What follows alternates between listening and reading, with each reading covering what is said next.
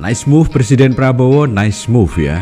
Jadi Presiden Prabowo ini tepat mendatangi jantung geoekonomi dan jantung geopolitik dari Presiden Donald Trump di saat masa-masa perang dagang saat ini bergejolak. Jadi negara-negara yang didatangi oleh Presiden Prabowo hari-hari ini adalah negara yang sangat berpengaruh bagi ekonomi Amerika Serikat dan juga kepentingan geopolitik dari Amerika Serikat hari-hari ini, teman-teman. Yang pertama, Qatar. Yang kedua, UAE, Arab Saudi. Meskipun Arab Saudi ini rencananya masih tentatif Presiden Prabowo masuk ke sana. Tapi ini di dalam dictionary, di dalam mejanya Donald Trump merupakan negara yang sangat diandalkan oleh Amerika Serikat untuk membiayai, menginvestasi ya, memberikan modal bagi mereka bangkit melakukan industrialisasi. Jadi ini tepat sekali apa yang dilakukan Presiden Prabowo, teman-teman. Jadi masuk ke dalam jantung kepentingan ekonomi Amerika Serikat, di mana Amerika Serikat itu butuh modal, butuh investasi untuk membangkitkan kembali industrialisasinya. And I have a very good relationship with Mohammed and the king. His son is Mohammed. He's great. Crown Prince, actually he's Prime Minister too. He's got a lot of good titles. But he's great. And the king has been wonderful.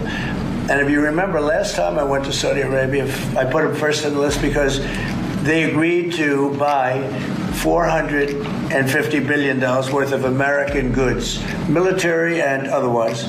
And they've agreed to spend close to $1 trillion of money in our American companies, which to me means jobs. Bin Zayed dan untuk melakukan konsultasi,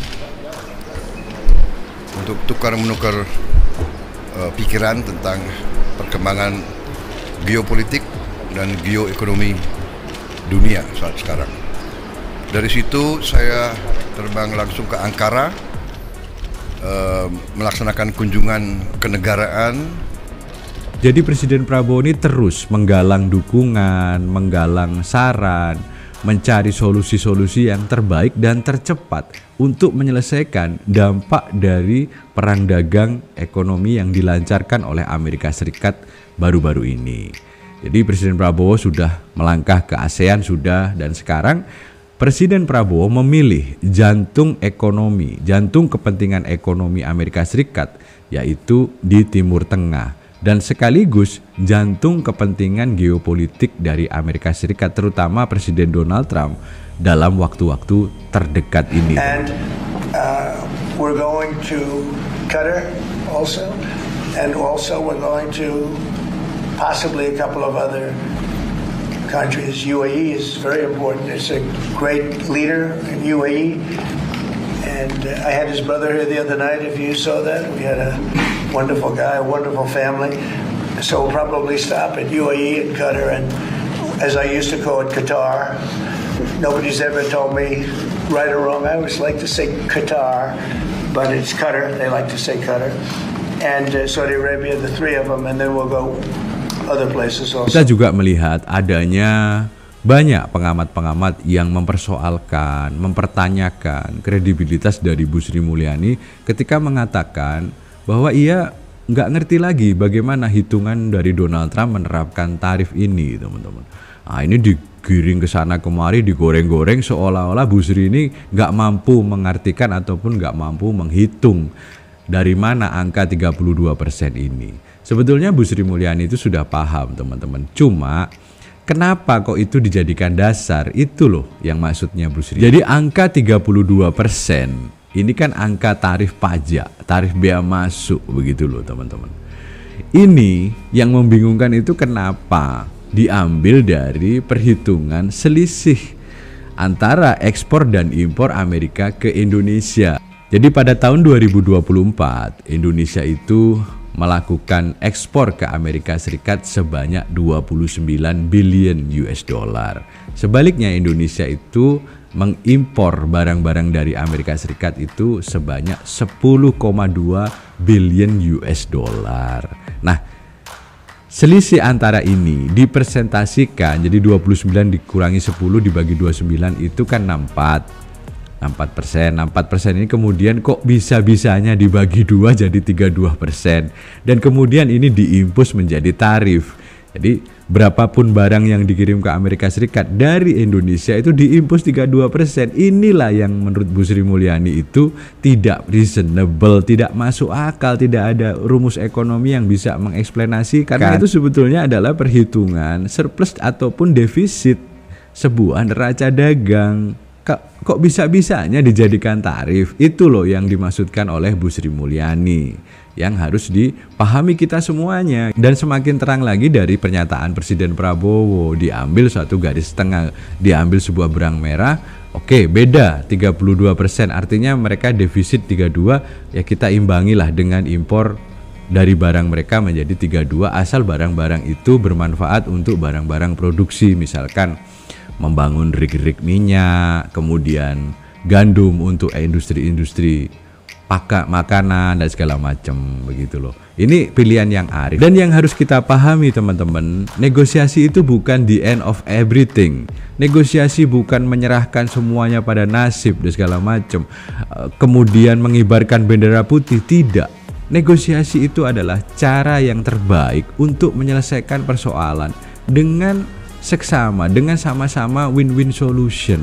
Ini satu pernyataan yang sangat arif sebetulnya. Apalagi aset-aset Presiden Prabowo juga bergerak, teman-teman, memetakan sebetulnya Indonesia itu tidak masuk dalam keranjang merah.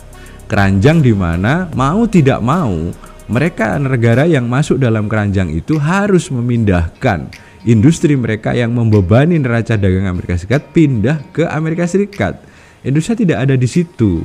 Jadi sebelum terjadinya kejadian ini, itu Menkeu Besen menjelaskan adanya keranjang-keranjang box. Ada yang merah, ada yang kuning, ada yang hijau. Nah, yang hijau ini contohnya tadi negara-negara yang didatangi oleh Presiden Prabowo, sebagian negara-negara yang didatangi Presiden Prabowo. Meskipun mereka ada surplus atau defisit di situ, tapi mereka memberikan investasi yang luar biasa besarnya. Misalnya Arab Saudi, Qatar, kemudian UAE, ini masuk dalam hijau. Makanya mereka impos tarif itu balance banget, 10 lawan 10 begitu. Kemudian ada yang masuk dalam kelompok kuning. Nah, ini di dalamnya ada Malaysia, ada Indonesia segala macam yang tarifnya rata-rata di atas 20. Mereka ini dicurigai negara divergen daripada Tiongkok. Kalau yang merah itu dianggap sudah berlawanan. Misalkan Tiongkok, Vietnam, Meksiko, Kanada, Uni Eropa. Ini masuk dalam kategori di mana exercise daripada Presiden Trump itu sangat keras di situ, teman-teman. Kalau tidak mau memindahkan, tarifnya akan terus diimpus segala macam. Dan akhirnya mereka melakukan retaliation, saling retaliation sampai pada titik kemarin malam China itu memutuskan untuk menggugat ke WTO.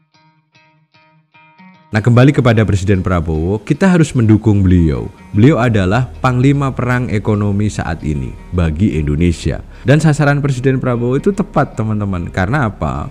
Di Timur Tengah, Amerika itu sangat berharap banyak masuk modal. Yang kedua, negara-negara yang didatangi Presiden Prabowo adalah negara-negara yang bisa menentukan nasib dari kebijakan geopolitik Amerika Serikat dalam waktu singkat ini.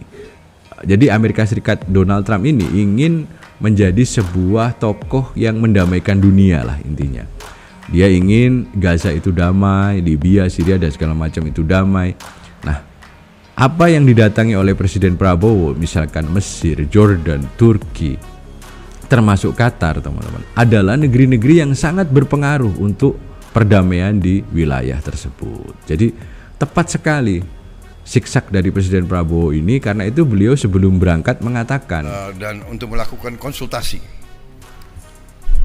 untuk tukar-menukar pikiran tentang perkembangan geopolitik dan geoekonomi dunia, mendapat masukan, pemikiran-pemikiran, pandangan-pandangan para pemimpin di kawasan ini. Tentunya kita semua berpikir bagaimana kita bisa membantu penyelesaian masalah konflik di kawasan ini di Gaza dan sekitarnya. Kita ingin mencari upaya-upaya perdamaian, dan untuk itu ya, kita harus saling konsultasi untuk dapat masukan yang baik. Ya, saya kira itu. Kenapa? Beliau mengatakan beliau ingin ke Jakarta. Ya, saya bilang setiap saat kita terima dengan baik. Mungkin saja dari kunjungan-kunjungan ini ditemukan jalan untuk mempermudah lagi menyelesaikan masalah tarif ini. Sebetulnya kan Indonesia itu tidak masuk dalam urusan perang dagang Amerika Serikat dan Tiongkok sebetulnya. Tapi akhirnya ya terseret-seret ya karena kawasan ASEAN tadi. Nah, demikian dulu uraian singkat dari Mimin, semoga bermanfaat. Terima kasih.